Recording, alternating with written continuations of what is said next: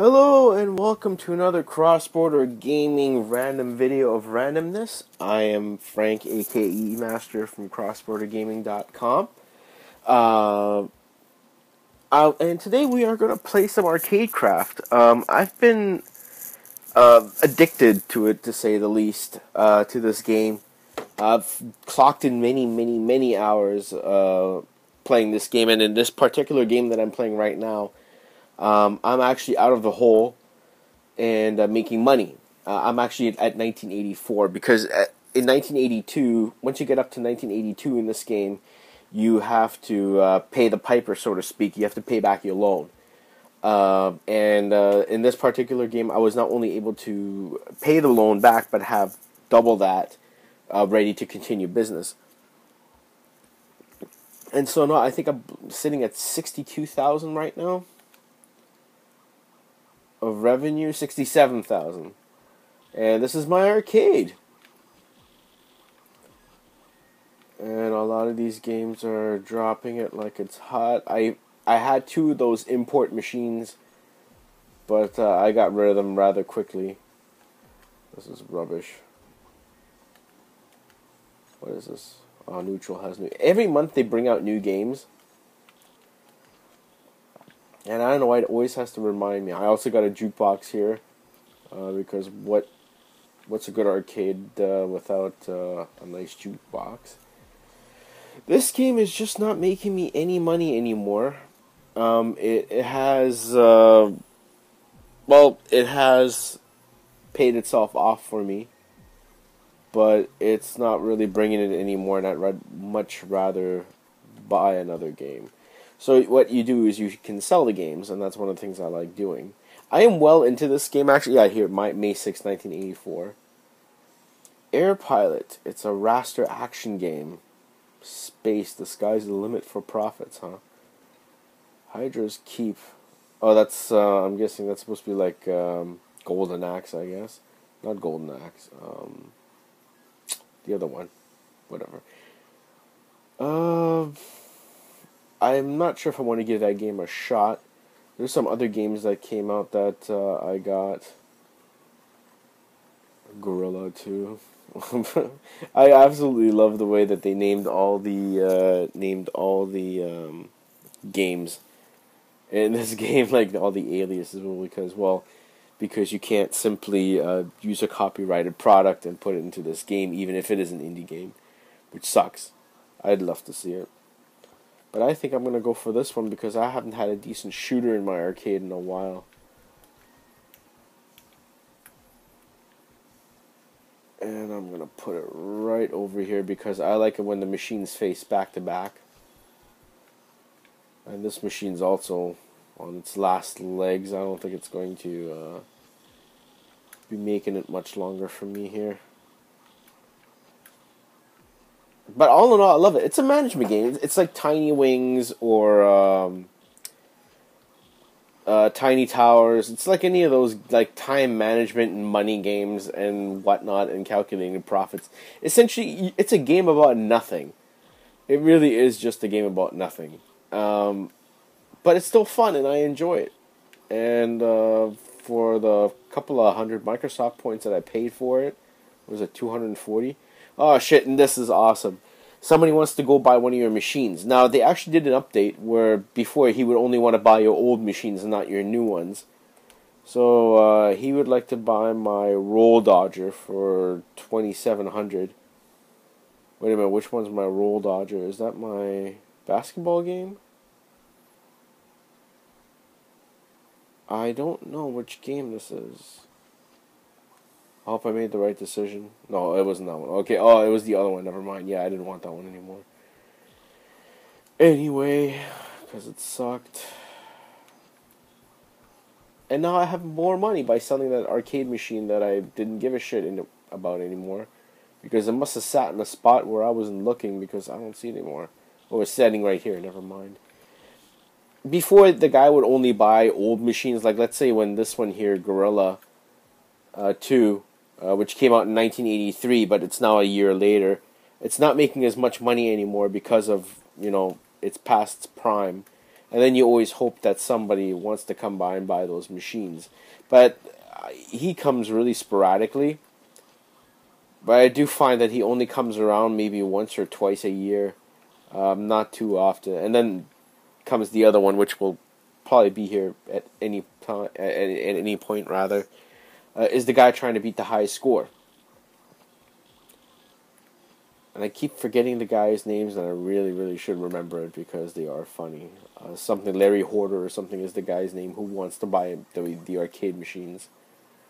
And we're doing good. No broken machines. We didn't fuck around with the difficulty too much.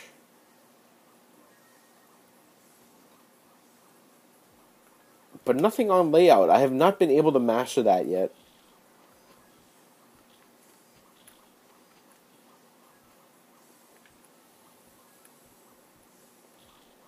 Maybe people just like don't like being too close.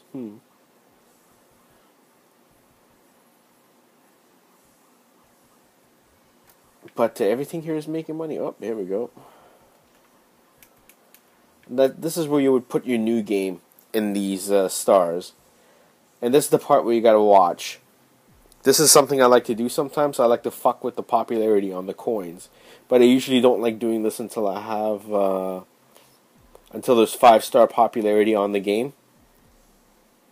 And I think I will wait until it gets a 5-star popularity before I do what I was about to do.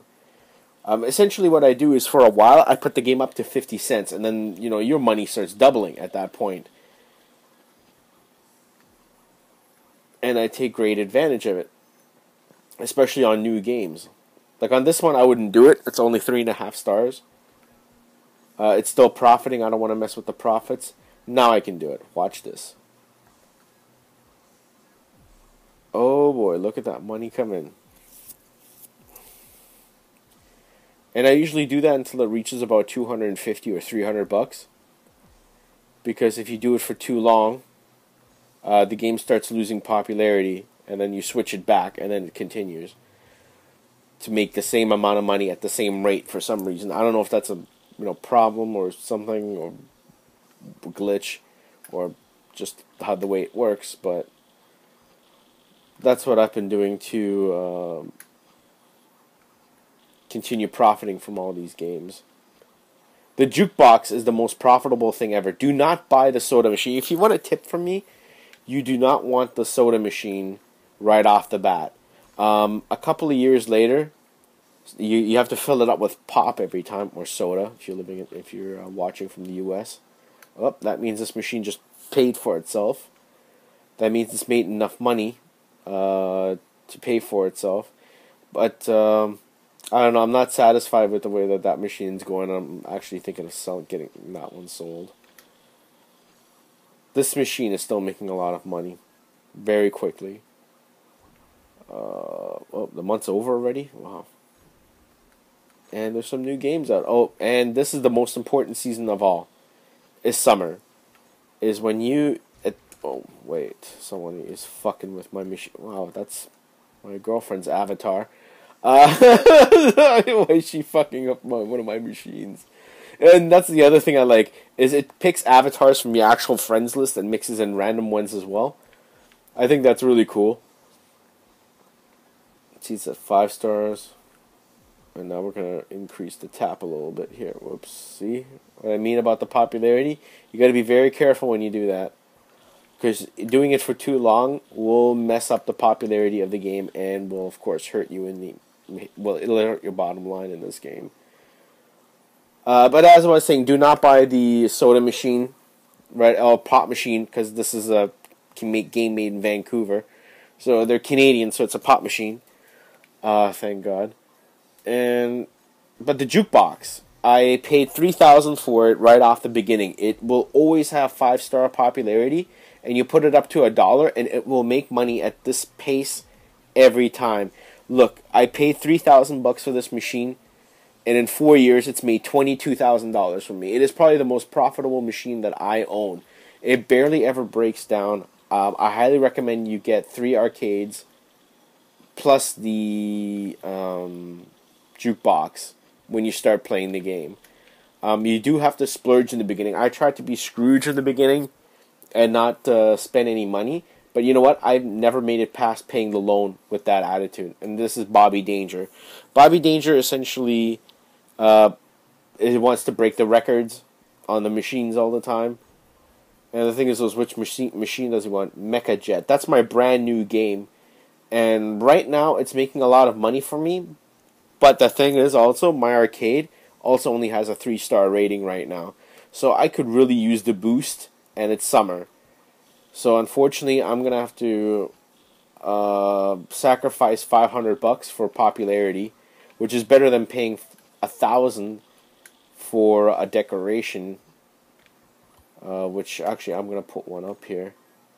Actually, let's see what new machines are. Double Fault. Wow, a tennis game? Wow, but the thing is, those already have a sports game. And you don't want to have too many sports games in an arcade.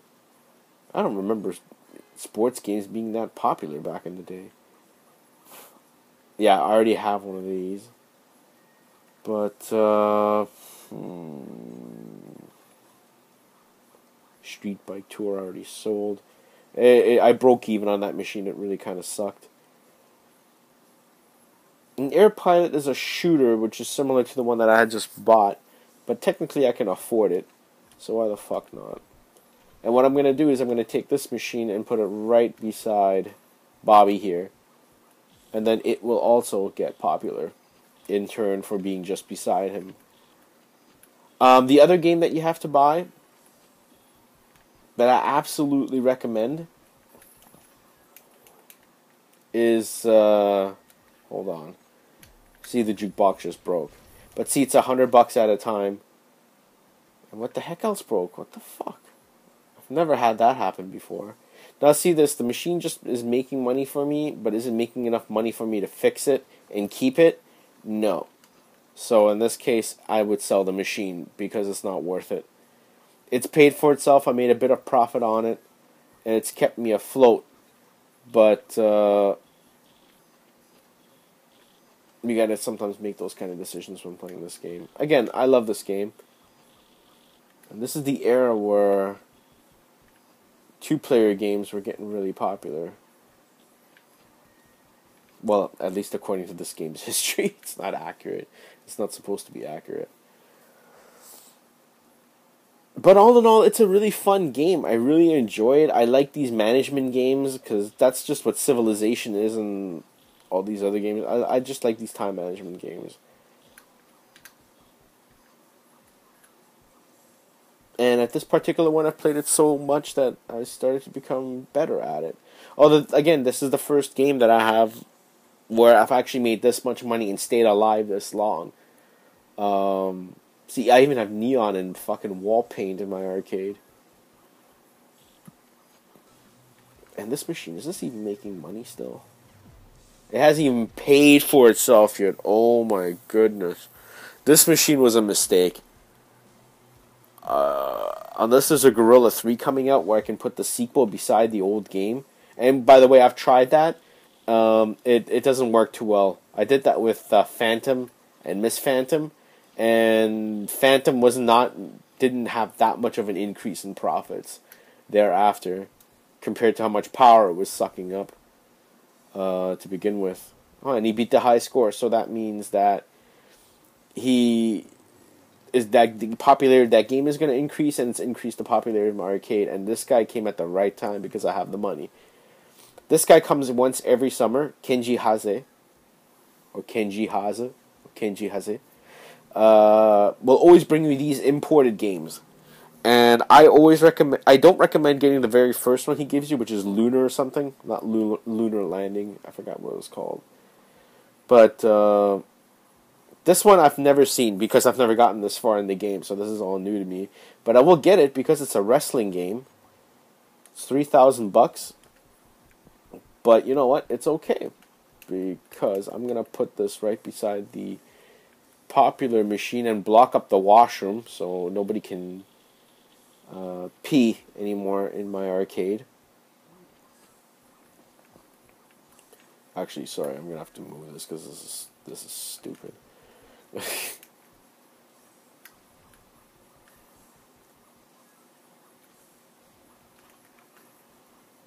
Oh, fuck. And there it's the popularity's already all gone. Let's see this. There you go. You increase it to 50 cents until it reaches a certain amount of money. And then you drop the difficulty back down. And I'm going to go until 350. And make sure it doesn't fuck with the success too much. This is what I mean about milking the machines at the right time and looking at them properly. And making sure that you're maintaining, that the machines remain profitable. Hey, dickhead, get out of here. Oh, get out of my arcade, eh? I guess you'd have to say. All in all, I very, very much love this game. And I highly recommend it to anyone. Because it is one of those games that's, well, it's not an instant classic, but it makes me feel good to play it. And it fulfills a dream of always having my own arcade, but all to myself, not for the public.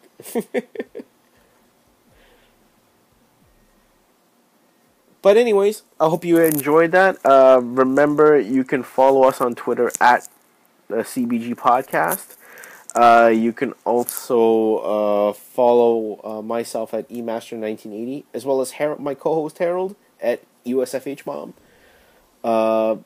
You can subscribe to us. No, sorry, you can follow us on, like us on Facebook. Facebook.com/crossbordergaming. And is there anything else I'm forgetting to plug? Yes, we are live tomorrow, Tuesday, at 8 p.m. Eastern Standard Time. And we hope that you can make it and listen to us live. So, until then, I do recommend you buy this game. And I recommend you buy it ASAP. Alright? Until then, goodbye.